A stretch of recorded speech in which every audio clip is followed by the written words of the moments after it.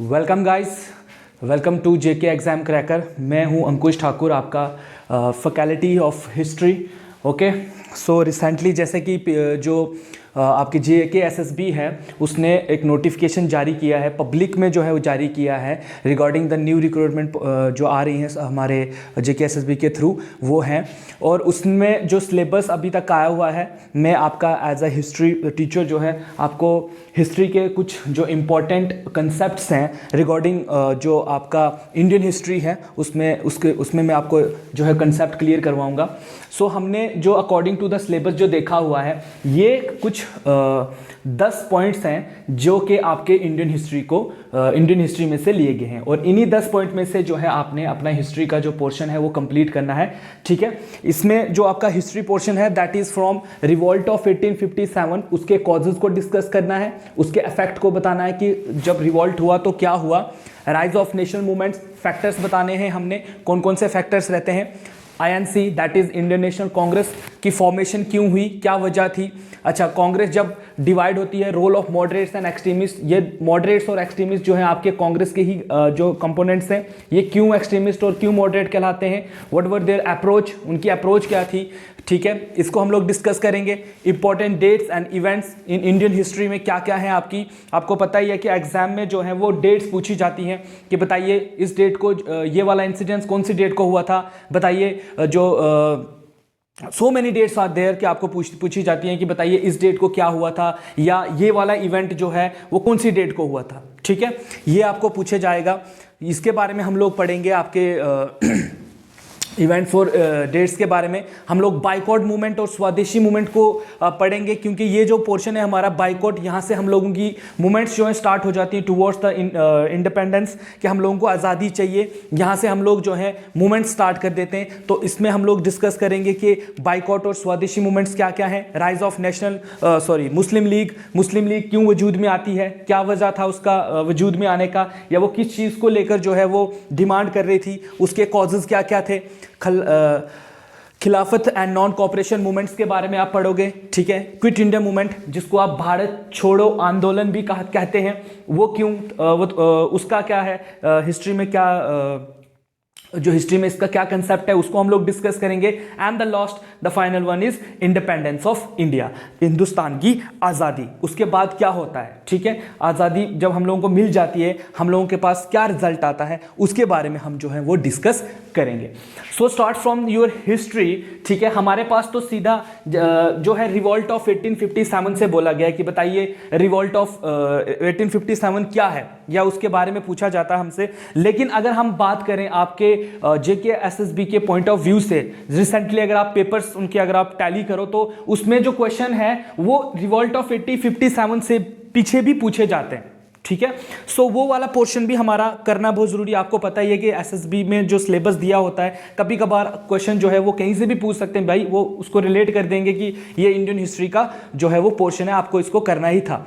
तो चलिए हम लोग स्टार्ट करते हैं।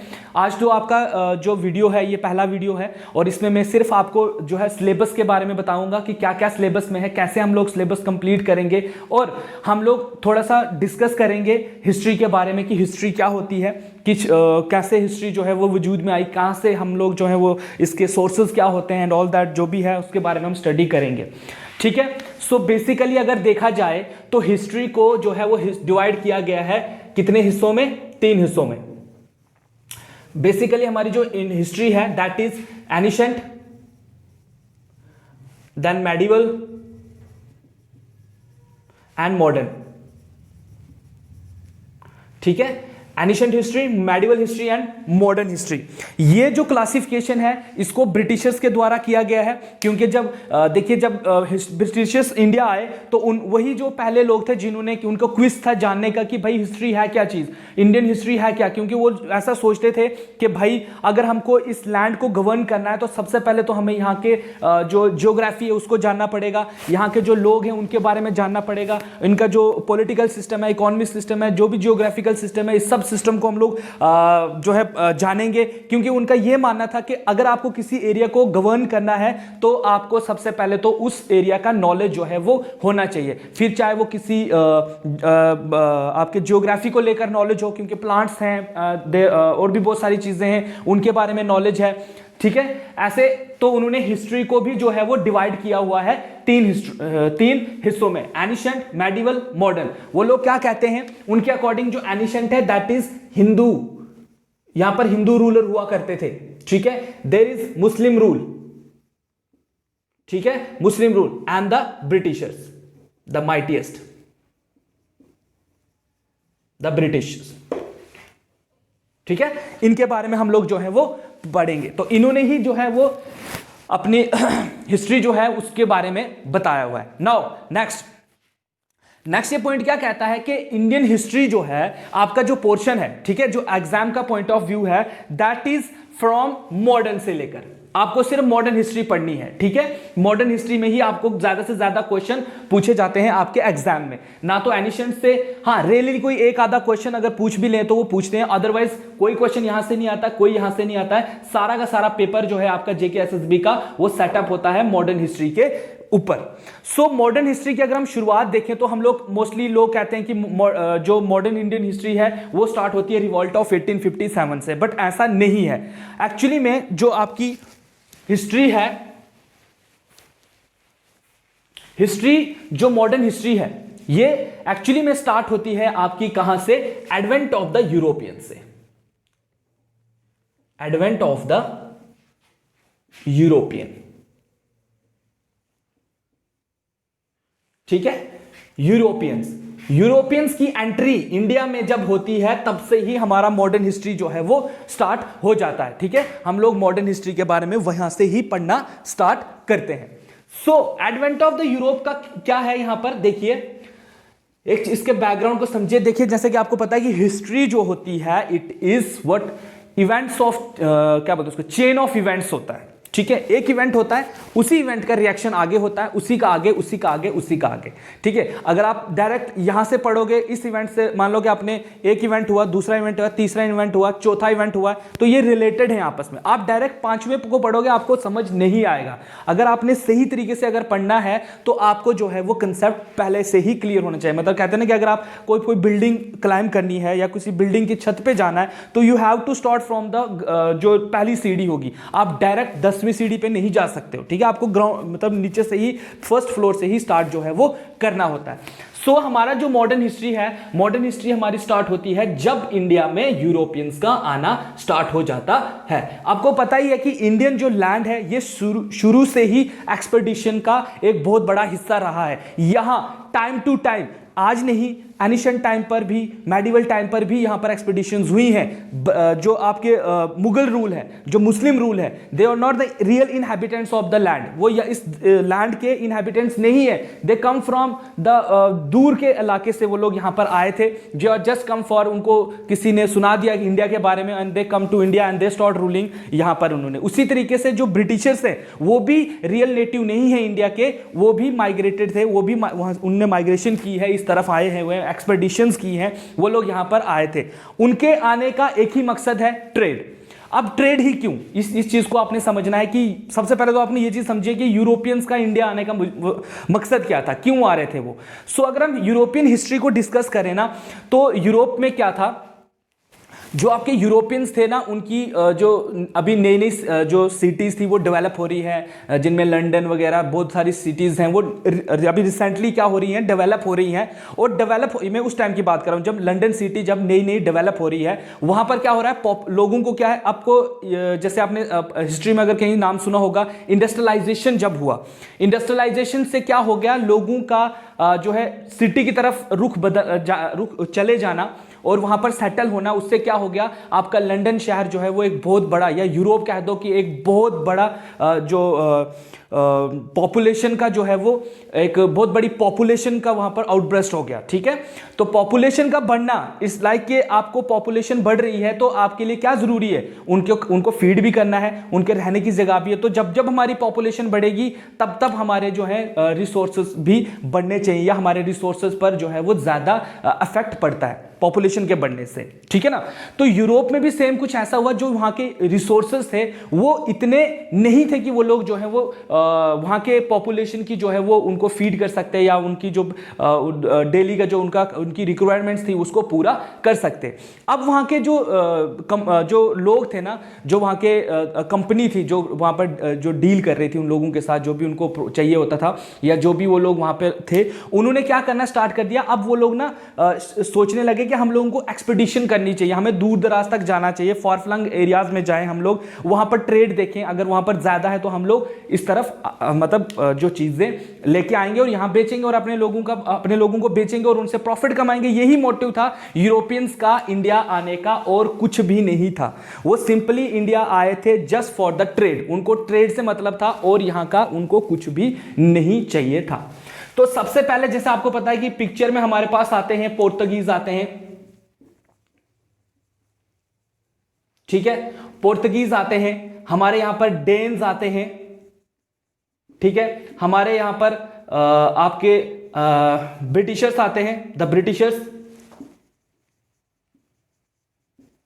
ठीक है, and the fourth one is the French.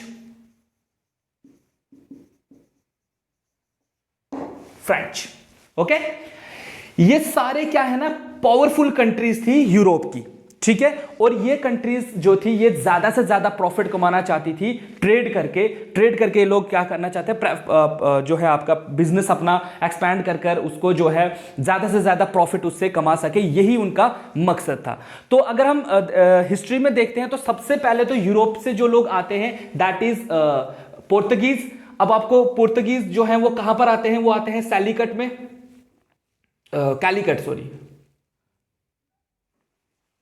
Calicut में। कब आते हैं, 1498 में। ठीक है, और कौन आता है, पोर्तुगीज आते हैं 1498 को। कहां पर आते हैं, कैलीकट में आते हैं। ठीक है, उस टाइम कैलीकट जो था वो एक हिंदू किंगडम के अंदर था, जहां का राजा था जमोरिन। क्या नाम था उसका, जमोरिन। ठीक है, ये भी क्वेश्चन पेपर में पूछा गया है, फाइनेंस इंस्पेक्टर के पेपर में भी पूछा गया है, सब इंस्पेक्टर जो पुलिस के लिए हुआ था उसमें भी पूछा गया था कि बताइए पोर्तुगीज जो है वो सिलिकट आए थे, वहां का राजा कौन था उस टाइम पर। यह क्वेश्चन जेकेएसएसबी में पूछा गया है। सो कौन आया था वहां पर पोर्तुगीज की तरफ से, वो आए थे वास्को डी गामा पोर्तुगीज की तरफ से आए थे। कैलीकट में उतरे वो 1498 को, और वहां का किंग कौन था, that is Zamorin. Then comes your Danes, उनके पीछे पीछे डेन्स आते हैं, उनके पीछे पीछे ब्रिटिशर्स आते हैं, उनके पीछे पीछे फ्रेंच आते हैं। ठीक है, मतलब एक कंट्री है और जहां पर ट्रेड करने के लिए कितनी कंपनीज आई हुई हैं, तकरीबन 4 कंट्री जो हैं वो ट्रेड करने के लिए हिंदुस्तान में आई हुई है। उस टाइम अगर हम हिंदुस्तान को देखते, जब ये फोर्सेस हमारे हिंदुस्तान में आई थी, उस टाइम पर हम देखते हैं तो जो हमारा इंडिया है ना, वो आज के इंडिया के जैसा बिल्कुल भी नहीं था। उस टाइम हमारा इंडिया जो है वो डिवाइडेड है, डिवाइडेड इन द सेंस, अगर आप साउथ ऑफ द इंडिया चले जाओ, वहां आपको विजयनगरा एम्पायर जो है एक बहुत बड़ा एम्पायर माना जाता है, इंडियन हिस्ट्री में उसके बारे में आप पढ़ोगे तो उसका राज्य चलता था। सेंटर और नॉर्थ इंडिया में मुगल्स थे, इवन वेस्ट में भी, वेस्ट तरफ ईस्ट तरफ भी, वेस्ट में आ जाते हो तो वहां आपके मराठा थे। ठीक है ना, नॉर्थ की तरफ आ जाओ तो यहां पर आपके ये था सिख एम्पायर था। ठीक है ना, तो इंडिया जो है वो मल्टीपल एम्पायर्स के अंदर था। ठीक है, अलग अलग एरिया है और अलग अलग एरिया में अलग अलग फोर्सेस जो है वो रूल कर रही है। तो ये जो फोर्सेस इंडिया आती हैं ये अलग अलग जगहों पे आती हैं, जैसे ये कैलिकट में आते हैं, ब्रिटिशर्स कहीं और चले जाते हैं, फ्रेंच का आना जाना जो है वो साउथ की तरफ आना स्टार्ट हो जाता है, जो साउथ ऑफ इंडिया है ये वहां पर आते हैं। ठीक है ना, सो इनके ऊपर ये लोग जो है वो एंट्री मारते हैं इंडिया में। ठीक है, आज आपका सिर्फ जो मैं पढ़ा रहा हूं आपको, मैं इसके बारे में आपको सब कुछ बताऊंगा। पोर्तुगीज पे मेरा स्पेशली एक पर्टिकुलर एक टॉपिक पे लेक्चर होगा, उसमें मैं सब कुछ बताऊंगा, इनके गवर्नर्स के बारे में बताऊंगा, इन्होंने हमें क्या गिफ्ट दिए। ठीक है, ये लोग इंडिया आए और इंडियन से इन्होंने क्या गिफ्ट लिया, हमने इनको क्या गिफ्ट दिए, इसके बारे में आपको बताऊंगा। स्पेशल मेरी एक क्लास जो है वो इन टॉपिक्स पर रहेगी। मैं आज आपको सिर्फ जस्ट बता रहा हूं कि आपकी हिस्ट्री का पोर्शन जो है वो यहां से स्टार्ट होता है और हमें कैसे पढ़ना है उसको। देन डेन्स आते हैं, फिर ब्रिटिशर्स आते हैं, फ्रेंच आते हैं। ये सारे के सारे इंडियन में अब इंडिया में जो है वो ट्रेड करने के लिए आए हैं। ठीक है, मतलब एक कंट्री में 4 कंपनी जो है वो ट्रेड करने के लिए आ गई है। अब इनके आपको पता ही है कि हर कंपनी के बीच में, आप शॉप पे किसी शॉप पे जाते हो, ठीक है ना, हम शॉप पे जाते हैं, हमने कोई जैकेट लेना होता है तो हम पूछते हैं भैया जैकेट का प्राइस क्या है, तो वो उसको बोलता है भैया ये जैकेट जो आपको 2000 में मिलेगा। ठीक है, आप दूसरी दुकान पे जाते हो, आप उसको बोलते हो भैया उसने तो 2000 में दी, और आपको बोलेगा आप मुझे 1800 दो, है ना। तो इसी तरीके से आप देखते हो कि वैरी करते हैं हमारे जो रेट होते हैं किसी भी कमोडिटी को लेकर।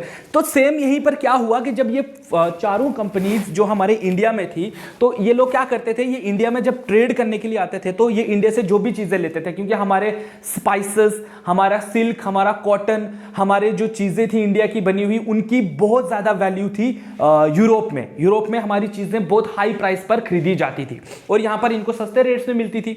सो जैसे ये यहां पर आने लगे तो इन्होंने क्या करना स्टार्ट कर दिया, ये लोग ना ये सोचने लगे कि भाई अगर हम अभी 4 हैं, अगर हमने ज्यादा से ज्यादा प्रॉफिट अपना कमाना है तो हमें क्या करना पड़ेगा, अपने जो राइवलरी ग्रुप्स हैं इनको पिक्चर से आउट करना पड़ेगा, इनको इंडिया से बाहर निकालना पड़ेगा। अगर हम इनको बाहर करने में जो है सक्सेसफुल रहते हैं तो एक अगर पीछे जो बचेगा वो सारा का सारा इंडिया का ट्रेड जो है वो संभालेगा, एंड वो तो रिच से रिच जो है और भी ज्यादा रिच जो है वो बन जाएगा। तो यही मोटिव था इनका आपस में। ठीक है, अच्छा, यूरोप की अगर जब हम हिस्ट्री पढ़ते हैं तो आपको पता होना चाहिए कि इसकी और इसकी आपस में बिल्कुल भी नहीं बनती है। ब्रिटेन और फ्रेंच आपस में दुश्मन है। क्यों? क्योंकि ये ब्रिटेन जो था ना, इसने कॉलोनिज्म जो है वो बहुत पहले का स्टार्ट किया हुआ था। इसने अमेरिका जैसी कंट्री को भी जो है इसमें रखा हुआ है, अपने गुलाम बनाया हुआ है। ठीक है, जस्ट लाइक हम लोग गुलाम थे वैसे अमेरिका भी गुलाम है। 1773 में वो लोग जो हैं वो आज़ाद हुए हैं, हम लोग तो 1947 में हुए। ठीक है, सो फ्रेंच की मदद से ही अमेरिका ने जो है अपनी कंट्री को जो है वो इंडिपेंडेंस दिलाई थी। तो वहां से हम लोग ये एनालाइज कर सकते हैं कि भाई इनकी आपस में नहीं बनती थी, बिल्कुल भी नहीं बनती थी आपस में। ठीक है, तो जब दोनों की आपस में नहीं बन रही है तो ट्रेड भी इंडिया में कैसे करेंगे वो लोग। अब फ्रेंच वाला जो है वो साउथ को संभाले हुआ है और ये अलग पोर्शन को संभाले हुए हैं, लेकिन इंटरेस्ट था दोनों का एक ही है ना कि हमें ज्यादा से ज्यादा प्रॉफिट चाहिए। तो यही जो इनको प्रॉफिट को के लिए इनकी जो लालच था जब बढ़ गया तो इन्होंने क्या है आपस में वॉर्स करना स्टार्ट कर दिया। ठीक है, क्या करना स्टार्ट कर दिया, वॉर्स करना स्टार्ट कर दिया, जिसमें आप देखते हो एंग्लो फ्रेंच वॉर आती है। ठीक है, और भी ब्रिटिशर्स ने बहुत सारी लड़ाइयां लड़के जो है वो अपने जितने भी राइवली ग्रुप्स थे या तो उनकी पावर को बिल्कुल कम कर दिया या तो उनको पूरे इंडिया से बाहर फेंक दिया। जैसे फ्रेंच की इन्होंने एकदम से फ्रेंच को पहले फ्रेंच जो है वो तमाम इंडियन मतलब जगह जगह पर जो है इन्होंने फैक्ट्रीज खोली थी, लेकिन इनकी वॉर के साथ जब ब्रिटिशर्स के साथ इनकी वॉर हो गई, उनकी बहुत सारी फैक्ट्रीज ब्रिटिशर्स ने ले ली। तो अगर वो पहले इतने सारे एरिया में रूल करते थे तो अब वो बिल्कुल उनका जो एरिया था ऑफ रूलिंग वो एकदम से कम हो गया। डेन्स वगैरह जो है इनके डैनिश आइलैंड वगैरह जो भी इनकी ये आइलैंड कंट्री से थे, इनके साथ इन्होंने उल्टी गेम क्या खेल दिया, इनकी प्रिंसेस के साथ शादी कर ली और इनसे जो है एज अ डाउरी जो है इंडिया का बहुत सारा हिस्सा ले कि हमारे प्रिंस विलियम्स ने तुम्हारी प्रिंसेस के साथ शादी की, आप हमें डाउरी दे दो। तो इन्होंने उनको एज अ बॉम्बे गिफ्ट दे दिया कि भाई हमारी तरफ से तुमको गिफ्ट, ये बॉम्बे वगैरह ले लो, जाओ तुम ही करो यहाँ पे। और ये भी पिक्चर से आउट, मतलब ये भी पिक्चर से आउट, ये भी पिक्चर से आउट। पोर्तुगीज का तो शुरू से ही वो ब्रिटिशर्स ने उनको शुरू से ही जो है वो शुरू से ही तंग करना स्टार्ट कर दिया था। ठीक है, और पोर्तुगीज जो है वो अपनी जो इन्फ्लुएंस है या अपना जो ट्रेड है, ट्रेड ऑफ इन्फ्लुएंस है, उसको बढ़ा ही नहीं पाए थे। वो लिमिटेड दमन एंड दीयू और दादर और नगर हवेली तक थे। वो भी ब्रिटिशर ने दादर और नगर हवेली इनसे छीन लिए थे, बाद में इनके पास दमन और दीयू ही था। ठीक है, दमन और दीयू जो आइलैंड्स है वही इनके पास थे और ये एंड तक उन्होंने यहाँ पर 65 और समथिंग में इनको जो है फिर हमने बाहर निकाल कर, जब इंडिया आज़ाद हो गया तो उनको हमने आउट किया था। ठीक है, सो जितनी भी अब ब्रिटिशर्स पावर थी हमारे पास आई हुई है वो सारी की सारी खत्म हो जाती हैं और हमारे पास क्या बचता है, खाली में सिंगल एक पावर, जिसको हम क्या कहते हैं, द ब्रिटिशर्स। ठीक है, तो तो कौन बचता हमारे पास पिक्चर में? सिर्फ जो ब्रिटिशर्स थे वही हमारे पास एज अ बिग जो आपकी ट्रेडिंग कंपनी थी वो यहां पर बनती है। ठीक है,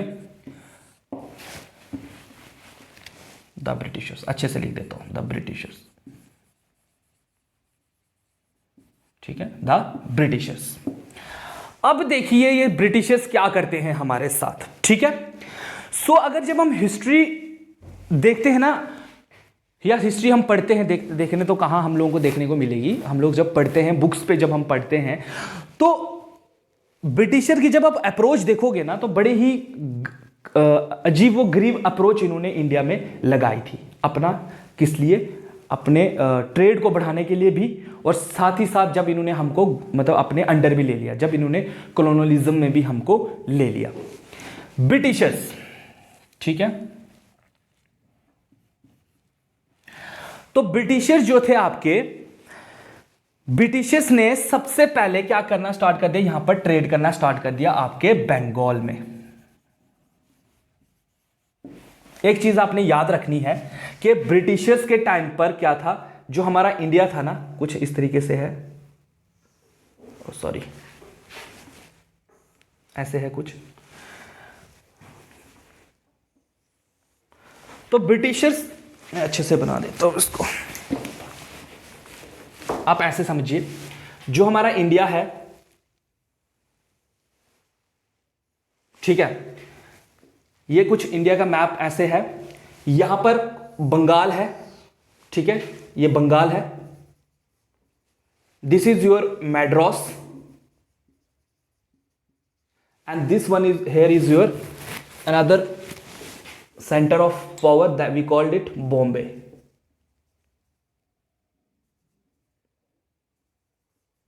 ओके, सो ये 3 मेजर ट्रेडिंग पॉइंट्स थे इंडिया में, बंगाल, मैड्रास एंड बॉम्बे। ठीक है, ये 3 सेंटर थे, ट्रेडिंग सेंटर इंडिया में, जहां से ट्रेड सबसे ज्यादा हुआ करता था।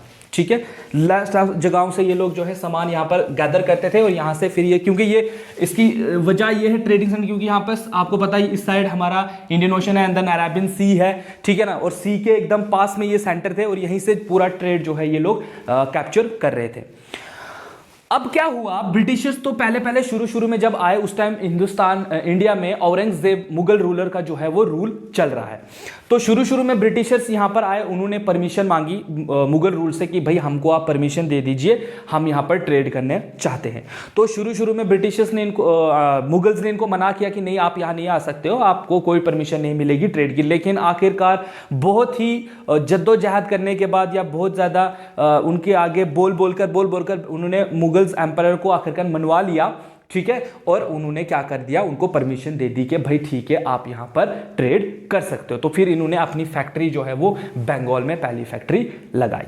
अब क्या किया ब्रिटिशर्स ने, अब ब्रिटिशर्स को जो है वो मिल गया कि भाई आप एक काम कीजिए, आप यहां पर ट्रेड कीजिए, सिर्फ कंपनी जो है वो हमारे साथ ट्रेड कर सकती है। लेकिन हुआ क्या, ब्रिटिशर्स क्या करने लगे, ब्रिटिशर्स जो ट्रेड है उसका गलत यूज करने लगे। अब देखिए, परमिशन जो है वो मिली है सिर्फ कंपनी को, कि भाई कंपनी जो है वही आपके साथ ट्रेड कर सकती है। ठीक है, लेकिन यहां पर क्या होने लगा, जो कंपनी के ऑफिसर्स थे ना, हाई रैंक जो ऑफिसर थे, वो पर्सनल ट्रेड में पड़ गए। वो क्या करने लगे, पर्सनल ट्रेड करने लगे। ठीक है, जिससे क्या होने लगा, धीरे धीरे जो बंगाल का रेवेन्यू है वो खत्म होना स्टार्ट हो गया। ठीक है, अब देखिए क्या हुआ, कैसे हुआ। जैसे ही औरंगजेब की डेथ हो जाती है, औरंगजेब जब डेथ हो जाती है, तो और जितने भी उसके अंडर के जो गवर्नर्स थे, जिनको वो सूबेदार कहते थे, सूबेदार्स ने क्या कर दिया, खुद को इंडिपेंडेंट कर दिया। कहा कि हम अब किसी भी मुगल रूलर के अंडर नहीं आते हैं, नाउ वी आर फ्री। और इन्होंने क्या कर दिया, इंडिपेंडेंट छोटे छोटे जो राज्य थे उन पर ये लोग रूल करना स्टार्ट कर गए, इंडिपेंडेंट रूलर बन गए। ठीक है, अब वो उन्होंने जब देखा कि भाई ब्रिटिशर जो हैं ये पर्सनल ट्रेड में भी पड़ गए हैं, ये ऐसा क्यों कर रहे हैं, तो बंगाल में जो उस टाइम थे सिराजुद्दौला थे, नवाब थे उस टाइम पर वो, तो सिराजुद्दौला ने कहा कि भाई बताइए आप लोग ऐसा क्यों कर रहे हैं। उन्होंने कंपनी को जो है वो ऐसा करने से रोकना स्टार्ट कर दिया। उन्होंने कहा भाई आप ऐसा नहीं कीजिए, अगर आप पर्सनल ट्रेड कर रहे हो, क्योंकि आप ड्यूटी नहीं दे रहे हो हमें, आप टैक्स नहीं दे रहे हो, हम तो कंपनी पे टैक्स लगा रहे हैं ना, आप पर्सनल शेयर कर रहे हो, हम आप पे टैक्स नहीं लगा रहे, तो इसका मतलब कि हमारा सारा रेवेन्यू जो है वो खत्म हो रहा है, तो हम इसका क्या करें। तो इनके साथ बहुत बातचीत करने के बाद, ब्रिटिशर्स के साथ बहुत सारी बातें करने के बाद आखिरकार जो है वो इनकी नेगोशिएशन फेल हो जाती है, ठीक है। और यहां से क्या होता है, बंगाल में जो नवाब थे वो अटैक करते हैं, वहां पे जो फैक्ट्री सिस्टम बनाया हुआ है उस फैक्ट्री पे वो तोड़फोड़ कर देते हैं और उस फैक्ट्री को कैप्चर भी कर लेते हैं, वहां के जो ऑफिसर्स थे उनको भी कैप्चर कर लेते हैं। ये खबर जब ब्रिटिशर्स को पहुंचती है तो वो यहां से मैड्रास से जो है वो क्या करते हैं, मैड्रास से अपनी एक बटालियन जिसके हेड थे रॉबर्ट क्लीव, उनको बोलते हैं कि आप फौरन बंगाल जाइए और वहां पे देखिए कि क्या मसला है और उसको हल कीजिए। रॉबर्ट क्लीव जब बंगाल पहुंचते हैं तो वो वहां पर देखते हैं कि वहां पर ऐसे से उनके फैक्ट्री वगैरह सब तोड़ दी है, फोर्टिफिकेशन जो भी की हुई थी उसको तोड़ दिया है, और अब वहां पर फिर से नेगोशिएशन होती है रॉबर्ट क्लीव और महाराज के बीच में, कि वहां का जो नवाब था उसके बीच में, कि भाई बताइए क्या करना है क्या नहीं करना है, और नेगोशिएशन फेल हो जाती है। और नेगोशिएशन फेल हो जाती है तो ये आपस में क्या है, लड़ जाते हैं, ब्रिटिशर्स और बंगाल में, ठीक है, लड़ाई लग जाती है। अब ब्रिटिशर्स को जल्द ये चीज एहसास हो गई कि अगर हमें, अब ब्रिटिशर को एक चीज तो पहले पता चल थी ना कि यहां पर ट्रेड होगा और बहुत हाई लेवल का यहां पर ट्रेड होता है और हमारा बहुत ज्यादा प्रॉफिट है, तो उन्होंने जल्दी इस बात को भी जो है समझ लिया कि अगर हमें यहां पर अपने ट्रेड को आगे बढ़ाना है तो हमें यहां के पॉलिटिकल अफेयर में घुसना पड़ेगा। अगर हम यहां के पॉलिटिकल अफेयर में घुसेंगे तभी जाकर हमारा ट्रेड जो है वो सक्सेसफुल होगा, अदरवाइज ये हमको यहां से निकाल देंगे, हमें सबसे ज्यादा नुकसान जो है वो होगा। सो इन्होंने क्या कर दिया, नवाब और ब्रिटिशर्स की आपस में हो जाती है लड़ाई। तो यहां पर हमारा जो हिस्ट्री का, मैं आपको एक चीज ऐसे बता दूं कि हम लोग जब हिस्ट्री पढ़ेंगे ना, मैं आपको हिस्ट्री पढ़ाऊंगा कि कैसे, how Britisher capture Bengal, how they capture Madras, how they capture Bombay, how they capture the north India also, ठीक है, कैसे उन्होंने कैप्चर किया। अब आप बंगाल के अंदर चले जाओगे तो आपकी बहुत सारी एरियाज आते हैं, जैसे यहां पर सिटी में भी लोग रहते हैं, विलेजेस भी रहते हैं एंड ट्राइबल्स भी रहते हैं, ठीक है। या इसको भी छोड़िए, यहां पर देखिए ये जो असम वसाम का जो एरिया है, ठीक है, नागा हिल्स, गारो हिल्स जो भी है, वहां पे तो ट्राइबल्स लोग रहते हैं। उन ट्राइबल लोगों के ऊपर क्या इफेक्ट पड़ा है हम इस पे भी डिस्कस करेंगे, क्योंकि बहुत सारे क्वेश्चंस वहां से भी, बहुत सारे नहीं बल्कि एक आधा क्वेश्चन कभी कभी पेपर में वहां से भी पूछ लिया जाता है। लेकिन आप जनरल नॉलेज पढ़ रहे हो, एटलीस्ट आपको नॉलेज होना चाहिए हर एक इवेंट का, बेलचक आप सिलेबस पढ़ रहे हो, सिलेबस के अकॉर्डिंग चलिए, लेकिन इसके बाहर जो भी चीजें होंगी इंपॉर्टेंट, जो मुझे लगेगा कि मुझे करवाना चाहिए, मैं आपको करवाऊंगा। ओके, हम लोग पढ़ेंगे कि किस तरीके से उन्होंने बंगाल को कैप्चर किया, how they capture Madras and how they capture Bombay also, ठीक है। ये तो हो गए तीन मेजर, जो उस टाइम पर तीन जो बड़ी सेंटर थे ट्रेडिंग के, उनको कैसे कैप्चर किया, फिर सिटीज को कैसे कैप्चर किया उन्होंने, how they capture the village also, क्योंकि गांव के लोग रहते हैं, कैसे गांव के लोगों को कैप्चर किया, कैसे उनकी लाइफ पे इफेक्ट किया। क्योंकि देखो जब आप ये चीज पढ़ोगे ना, कहां पे, ये वाला role of moderate, sorry important dates भी छोड़िए, स्वदेशी मूवमेंट्स पर, ये वाला राइज ऑफ नेशनल मूवमेंट्स, तो मूवमेंट्स तभी होंगी ना जब आप, अगर मेरे साथ कुछ गलती नहीं होगा तो मैं क्यों मूवमेंट करूंगा, ठीक है ना। तो मूवमेंट्स जो हैं आपकी, जैसे बहुत सारी मूवमेंट्स हैं जो कुछ सिटी में स्टार्ट हुई हैं, कुछ गांव में स्टार्ट हुई हैं, कुछ ऐसी जो ट्राइबल लोग गांव जंगल में जो लोग हैं उन्होंने स्टार्ट की है। तो जब तक आप उसको हिस्टोरिकल आपको बैकग्राउंड पता नहीं होगा तो आप मूवमेंट को कैसे समझोगे। अगर यहाँ पे, अगर जैसे हम लोग बात करते हैं बिसारा मुंडा की, ठीक है, बिसारा मुंडा एक ट्राइबल पीपल इंसान था, उसने भी एक मूवमेंट चलाई थी, ठीक है ना, वो गांधी जी के साथ था। तो उसने कैसे वो मूवमेंट चलाई, क्यों चलाई, अब उसकी वहां पे तो ना कोई गाड़ी थी, ना बंगला था, उसका कुछ भी नहीं था, उसका जंगल था।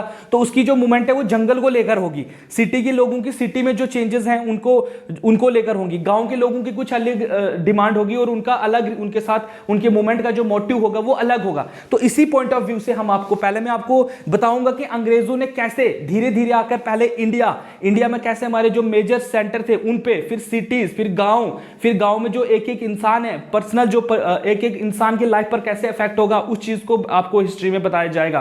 देन जो पीपल ट्राइबल्स हैं, जो लोग जंगलों में रहते हैं, उनको कैसे उन्होंने कैप्चर किया, इसके बारे में भी हम जो है वो इसी जो हमारे अपकमिंग लेक्चर्स हैं उनमें हम पढ़ने की कोशिश करेंगे। सो यहां पर मैं आपको बता रहा था कि ब्रिटिशर्स ने बंगाल को कैसे कैप्चर किया। इसमें सिंपल आपने दो ही चीजें याद रखनी है, battle of Buxar, battle of Plassey कब हुई, कैसे हुई, ये मैं आपको बताऊंगा, और किस तरीके से उन्होंने बंगाल में तो दो ही लड़ाइयां हैं, battle of Plassey, battle of Buxar, Bengal capture. ठीक है, मैड्रास को कैप्चर करने के लिए इनको यहां पर था टीपू सुल्तान वगैरह जो पावरफुल एम्पायर था इनका, और ठीक है मैड्रास में वो लोग जो है एंग्लो कन्फ्लिक्ट होती है यहां पर, इसमें भी कैरेनेटिक वॉर्स हैं यहां पर। ठीक है, वो लोग हम पढ़ेंगे। ठीक है,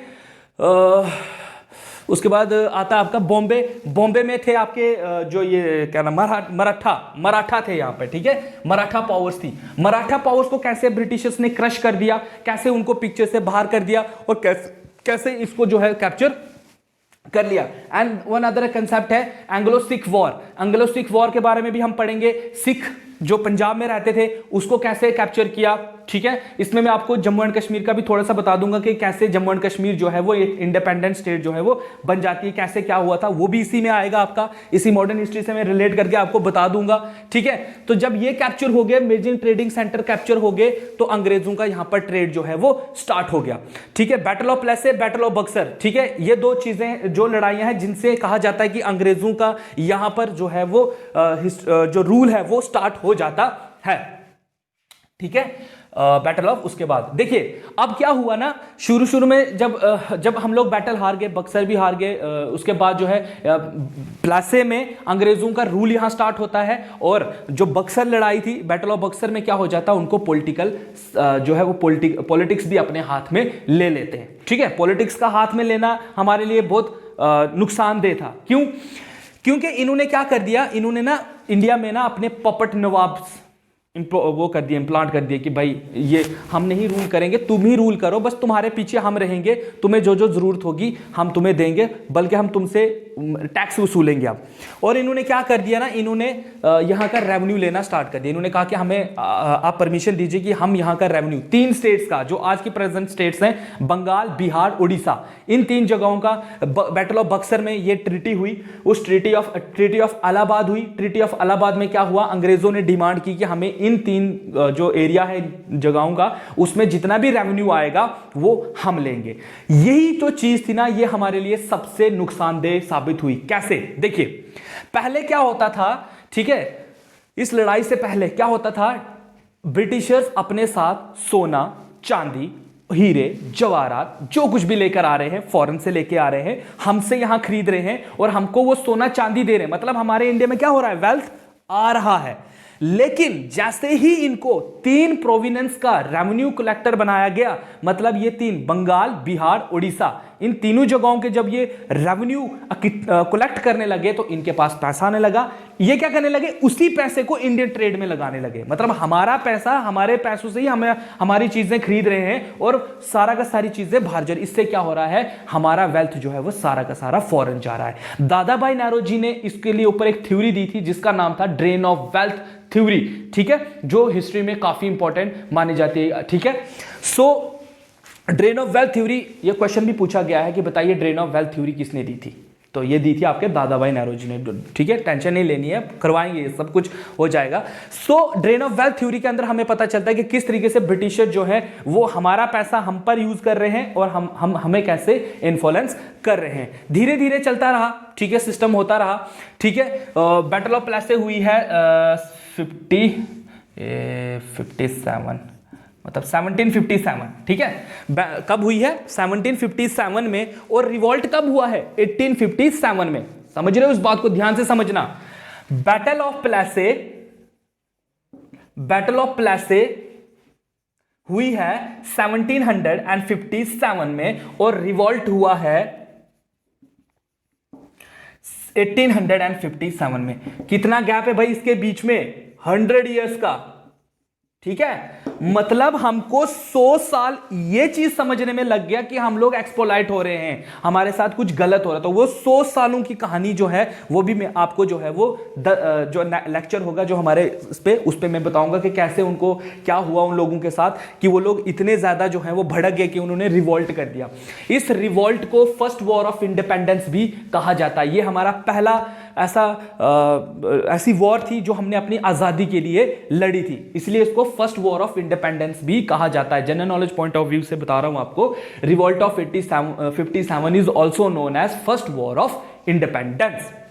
ठीक है। सो हमको 100 साल लगे ये चीज समझने में कि कैसे इन लोगों ने हमको गुलाम बनाया है और किस तरीके से हमको कैप्चर किया हुआ है। तो मैंने, ठीक है, ये चीज हम पढ़ेंगे। अब जैसे मैंने आपको बताया कि अब इसमें ना जब आप जब जाओगे हिस्ट्री पढ़ने, जब जाओगे कि ब्रिटिशर्स ने बंगाल को कैसे कैप्चर किया, मैड्रास को कैसे कैप्चर किया, बॉम्बे को कैसे कैप्चर किया, तो इसमें मेनली क्या होती है, वॉर, ट्रीटी, एक वॉर फिर ट्रीटी, या बैटल फिर ट्रीटी, बैटल या ट्रीटी। और आपको पेपर में पूछते ही है, या बैटल पूछेंगे कि बताइए बैटल ऑफ जो फर्स्ट एंग्लो सिख वॉर कब हुई थी जी, हाँ इस डेट को हुई थी। अच्छा, जो मैड्रास में जो लड़ाई हुई थी, ठीक है, उसमें बताइए कि उसमें एक ट्रीटी हुई थी, इस डेट को हुई थी, या ये वाली ट्रीटी जो है वो कौन से डेट को हुई थी, ट्रीटी ऑफ सेंगरीपेंथम कब हुई थी, ठीक है। ऐसे क्वेश्चन भी कभी कभी जेके एसएसबी में आपको सीधा का सीधा ही वो पूछ लेगा। कोई ऐसे आपको तोड़ मरोड़ का क्वेश्चन नहीं पूछा जाएगा, सीधा क्वेश्चन होगा, सीधा क्वेश्चन होगा तो उसका सीधा ही आंसर होगा। वो सीधा आंसर कैसे दोगे आप, जब आपके पॉइंट्स, एक एक पॉइंट आपका क्लियर होगा। वो कहते हैं ना, अगर आपकी चेन है,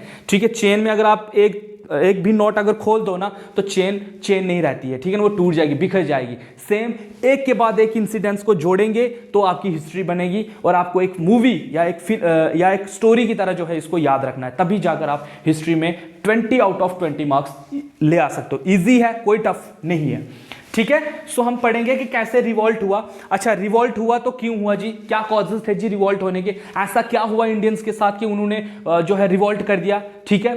सो उसको हम डिस्कस करेंगे, उसको हम पढ़ेंगे। आपके कॉजेज क्या थे जी, इसमें बहुत सारे कॉजेज आते हैं आपके, जैसे अंग्रेजों ने हमारे यहाँ कर पॉलिटिकल सिस्टम को भी बदल दिया, इकोनॉमिक सिस्टम को भी बदल दिया, इवन दो हमारे जो सोशल लाइफ है ना, जो हम रोजमर्रा की लाइफ जी रहे थे, उसको भी उन्होंने इन्फ्लुएंस कर दिया। तो ये ऐसा हुआ। इसमें बहुत सारे कॉजेज आप पढ़ोगे, आप पॉलिटिकल कॉज पढ़ोगे, आप सोशल कॉज पढ़ोगे, आप इकोनॉमिक कॉज पढ़ोगे, आप जो है मिलिट्री कॉज पढ़ोगे, and there are so many other causes जो हम आपको बताएंगे कि कैसे और किस तरीके से रिवॉल्ट हुआ था, ठीक है। सस्पेंस से अभी आपके लिए, ठीक है। अच्छा, इसका इफेक्ट क्या हुआ, ठीक है। रिवॉल्ट तो हो गया, मान लिया हमने हुआ, अच्छा कैसा हुआ, सक्सेसफुल हुआ तो कैसे हुआ, नहीं हुआ तो क्यों नहीं हुआ, सक्सेसफुल क्यों नहीं हुआ, क्या वजह थी, उसका इफेक्ट क्या हुआ उसके बाद क्या हुआ, बहुत इंपॉर्टेंट है यहां से आगे, ठीक है, क्यों हुआ, ठीक है। इसके बाद के भी मैं आपको बताऊंगा कि क्या हुआ, बहुत सारे एक्ट पास हुए, ठीक है। जैसे हम कहते हैं कि 1857 से पहले इंडिया में कंपनी का रूल था, रूल ऑफ मतलब ब्रिटिश कंपनी थी, लेकिन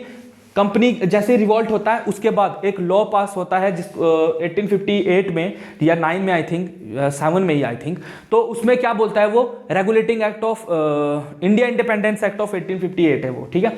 तो उसमें बताता है कि अब जो रूल ऑफ कंपनी था ना, कंपनी का रूल खत्म हो गया, ठीक है, और किसका रूल हो गया, क्राउन का रूल हो गया। किसका रूल स्टार्ट हो गया, क्राउन का रूल। मतलब अब हम पे क्वीन एलिजाबेथ आई, जो इंग्लैंड की क्वीन थी, वो डायरेक्टली हम पे रूल करे। भाई लंदन कहाँ, इंग्लैंड कहाँ और इंडिया कहाँ, वहां से वो लोग हम पे रूल करेंगे। देखो कहां से कहां पहुंचा दिया इन्होंने हमें, ठीक है। आए तो थे ट्रेडिंग कंपनी की तरह, और किस तरीके से हमने अपने अंदर जो है वो उन्होंने हमें अपना गुलाम बना दिया।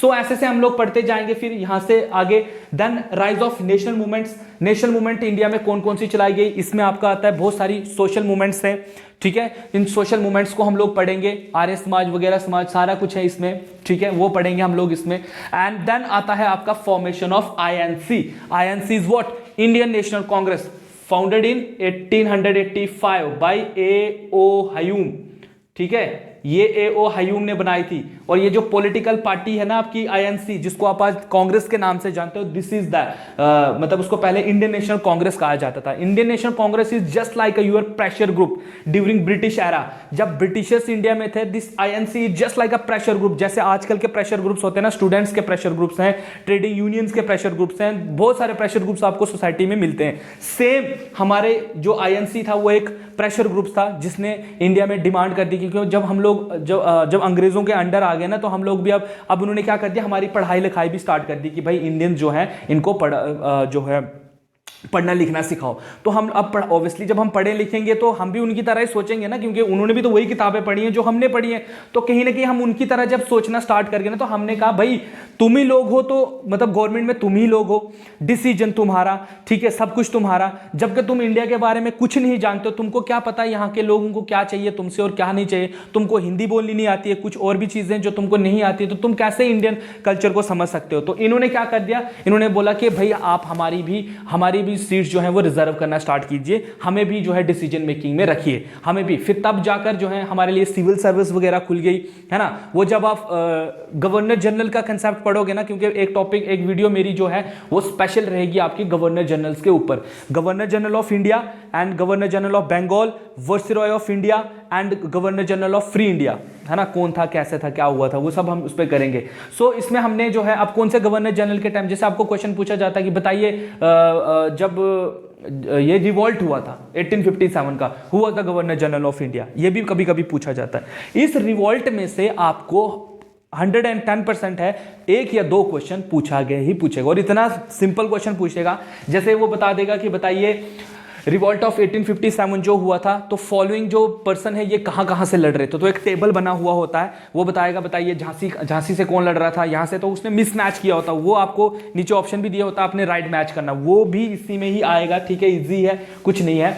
देन हम पहुंच गए थे आपके इंडियन नेशनल कांग्रेस के ऊपर। इंडियन नेशनल कांग्रेस 85 में बनती है और इनकी डिमांड होती है कि हमको भी डिसीजन मेकिंग में रखा जाए, ठीक है। अब धीरे धीरे, अब जब इसमें क्या होने लगे, जो इंडियंस है ना वो उसमें जाने लगे, आईएनसी ग्रुप को ज्वाइन करने लगे। धीरे धीरे क्या देखा गया कि आईएनसी जो है ना वो एक टाइम पर दो हिस्सों में डिवाइड हो जाता है। सूरत सेशन होता है इनका, ठीक है। यह भी पूछा जाता है कि बताइए कि कांग्रेस जो है वो दो हिस्सों में कब डिवाइड हुई थी, तो वो हुई थी सूरत सेशन जब हुआ था वहां पर हुई थी। तो आईएनसी जो है वो दो हिस्सों में डिवाइड हो जाती है। आईएनसी जो है आपकी दो हिस्सों में, one is moderate and other is extremist. अब इसमें से एक ग्रुप ऐसा है जो कहता है कि भाई अगर आपको इंडिपेंडेंस चाहिए या जो भी आपको अंग्रेजों से मनवाना है तो आपको क्या करना चाहिए, व्हाइट कपड़े पहनो, प्रोटेस्ट करो, सड़कों पर बैठ जाओ, प्रोटेस्ट करो, भजन गाओ, देशभक्ति के सॉन्ग्स गाओ, ठीक है। ये लोग तुमको तंग आकर जो है तुमको एक दिन जो है वो जो भी तुम चाहते हो वो तुमको दे देंगे। लेकिन एक ग्रुप ऐसा भी था वहां पे वो जो कहता था कि ये ऐसे नहीं देंगे, हमको बंदूक उठानी पड़ेगी, हम लोग बंदूक उठाएंगे तभी जाकर ये, क्योंकि ये लोग प्यार की भाषा नहीं समझते हैं, हमें इनको क्या है, हमें इनको इन्हीं की भाषा में जो है वो जवाब देना पड़ेगा। तो ये क्यों हुआ, रोल ऑफ मॉडरेट्स और एक्सट्रीमिस्ट का क्या रोल है, इसको हम पढ़ेंगे। इंपॉर्टेंट डेट्स, ये तो आपका, और इवेंट्स इंडियन हिस्ट्री में कौन कौन सा है ये भी हम डिस्कस करेंगे। इंपॉर्टेंट डेट्स जैसे हम बताएंगे, बताइए बहुत कुछ है इसमें एक्चुअली में ना, तो वो मैं आपको, इस पे एक स्पेशल लेक्चर बनेगा, वो मैं करवाऊंगा। अब एक ही लेक्चर में इतना तो कंप्लीट नहीं होगा। देन बाइकॉट एंड स्वदेशी मूवमेंट, ठीक है। यहां पर एंट्री मार रहे हैं गांधी जी, ठीक है। यहां से नीचे जो आ रहा है ना अब आपका, इसमें अब क्या हो रहा है, गांधी जी की एंट्री हो चुकी है, ठीक है। 1917 की बात है ये, ठीक है। तो गांधी जी जब एंट्री मारते हैं तो वो इंडिया में आते हैं, ठीक है। उनके गुरु जो थे वो गोपाल कृष्ण गोखले, उनके गुरु जो है वो माने जाते हैं। गोपाल गोखले के पास जब गांधी जी जाते हैं तो वो पूछते हैं कि बताइए मुझे, अब गांधी जी काफ़ी फेमस थे क्योंकि उन्होंने साउथ अफ्रीका में जो रेशियल डिस्क्रिमिनेशन हो रही थी उसमें उनका काफ़ी नाम जो है वो फेमस हो गया था। तो उन्होंने आखिरकार डिसाइड किया कि he will return to India एंड वो यहाँ पर जो है वो फ्रीडम स्ट्रगल जो है वो अपनी कैरी ऑन करेंगे। सो जब इंडिया आए वो तो उन्होंने अपने गुरु के पास गए, गोपाल कृष्ण गोखले उस टाइम पर काफ़ी एक्टिव लीडर थे इंडियन पॉलिटिक्स में, ठीक है। सो वो जब उनके पास गए तो उन्होंने उनको पूछा कि बताइए मैं क्या करूं, मैं कहां से स्टार्ट करूं। तो उन्होंने उनको बोला कि आप एक काम कीजिए, आप ऐसे मत स्टार्ट कीजिए, आप पहले पूरा इंडिया घूम लीजिए, आप देख तो लीजिए कि क्या चल रहा है। तो गांधी जी ने तमाम इंडिया, अब गांधी जी की एंट्री जो है वो 14 में इंडिया में होती है, 1914 में, लेकिन अगर आप उनका एक्शन देखोगे ना वो 17 में स्टार्ट होता है, 1917 में, ठीक है। कुछ ऐसे ऐसे डेट्स में वो स्टार्ट होते हैं। तो वो 2-3 साल तो पूरा इंडिया घूमते हैं, वो जगह जगह जाते हैं, जगह जगह पे लोगों को देखते हैं कि क्या है, कैसे लोग, मतलब ब्रिटिश रूल में कैसे, ठीक है। तो अलग अलग जगह जाते हैं, पहले वो पूरे इंडिया के सिनेरियो को समझते हैं, उसके बाद फिर वो जो है वो अपनी मूवमेंट स्टार्ट करते हैं। और वही मूवमेंट्स जो है हमारी जो है बहुत सारी मूवमेंट्स, जैसे डांडी मार्च आएगा आपका, और भी बहुत सारी मूवमेंट्स हैं, उनके बारे में हम पढ़ेंगे। बाइकॉट मूवमेंट, स्वदेशी मूवमेंट क्या था, इनके बारे में हम पढ़ेंगे, क्यों हमने इनको स्टार्ट किया, ठीक है। जैसे गांधी जी कहते थे कि हमको बाइकॉट करना चाहिए इनको, क्यों, क्योंकि बोलता है हम इनके ऑफिस में काम कर रहे हैं, हम इनके कॉलेज में लेक्चरर हैं, हम इनके कॉलेज में स्टूडेंट्स हैं, जब हम इनका सब कुछ छोड़ देंगे तो ये क्या करेंगे, ये मजबूर हो गए एक दिन यहाँ से चले जाएंगे। तो वो ही था, बाइकआउट करना है आपने। और स्वदेशी, ये जो बाहर से चीजें ला रहे हैं इनको यूज मत करो। लेकिन ये मूवमेंट सारी की सारी फेल हो रही थी, एक के बाद एक गांधी जी जो मूवमेंट चला रहे थे वो फेल हो रही थी। क्योंकि उसकी वजह ये थी कि डिफरेंट सेक्शन ऑफ सोसाइटी जो था ना, उनके लिए गांधी जी के साथ जुड़ना डिफरेंट मीनिंग था। अब देखो, सिटी के लोग जुड़ रहे थे कि भाई जितने भी ये अंग्रेज यहाँ पर हैं ये चले जाएंगे और हम लोग जो हैं वो बिजनेस वगैरह जो भी यहाँ का है वो संभालेंगे। गांव के लोगों का गांधी जी के साथ जुड़ने का लगाव कुछ अलग था। वो सोचते थे कि हमारी जो ज़मीन है वो हमको वापस मिल जाएगी, हमको रेवेन्यू नहीं देना पड़ेगा, ठीक है ना, हमारी लैंड जो है वो डिस्ट्रीब्यूट होगी लोगों के बीच में।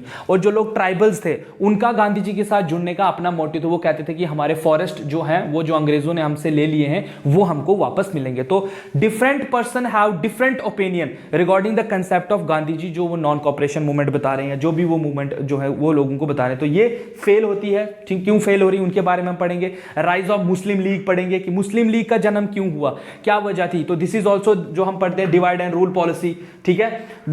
आप उसमें बोल देते हैं ना, कोई भी आप कहते हो कि डिवाइड एंड रूल पॉलिसी, फूट डालो हुकूमत करो, है ना।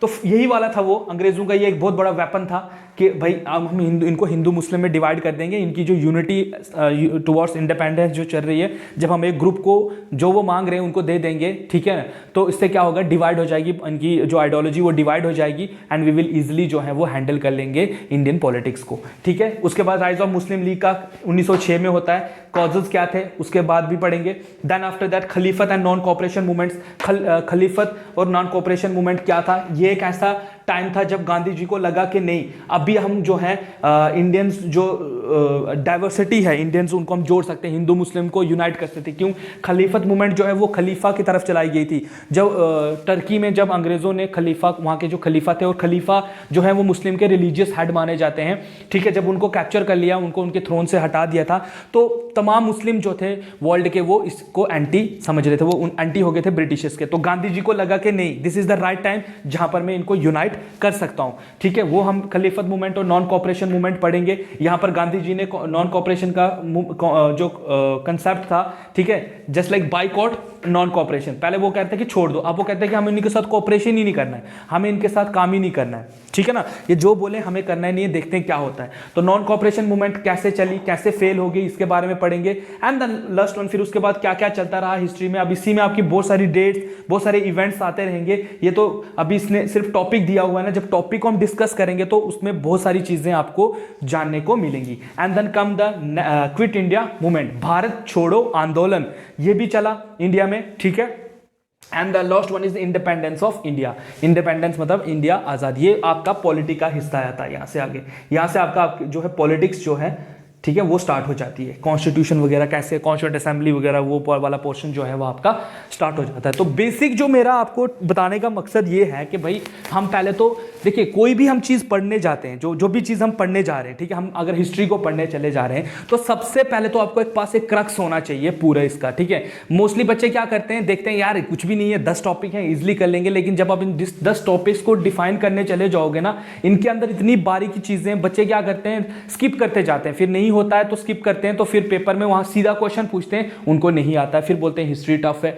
ऐसा कुछ भी नहीं है, ठीक है। हम लोग एनालाइज करेंगे एक एक पॉइंट को, जो मुझे लगेगा कि ये कंसेप्ट जो है वो इंपॉर्टेंट है, ये पॉइंट जो है वो इंपॉर्टेंट है, एग्जाम पॉइंट ऑफ व्यू से ये सही है, तो मैं आपको वो जो है वो पॉइंट अंडरलाइन करवाऊंगा, ठीक है, और उसको आपने याद रखना है, ठीक है। आपके यही था हमारा एक क्रक्स था। इसमें हमने पढ़ा कि किस तरीके से जो है, अब रिवॉल्ट से पहले की भी थोड़ी सी हिस्ट्री, वो भी हमें जानना पसंद, जो मैंने आपको यहाँ पर बताई, तो उस हिस्ट्री को जानना भी बहुत ज़रूरी है, क्योंकि ये चीज़ें आपको तभी समझ आएंगी जब आपको ये चीज़ें समझ आएंगी, ठीक है ना।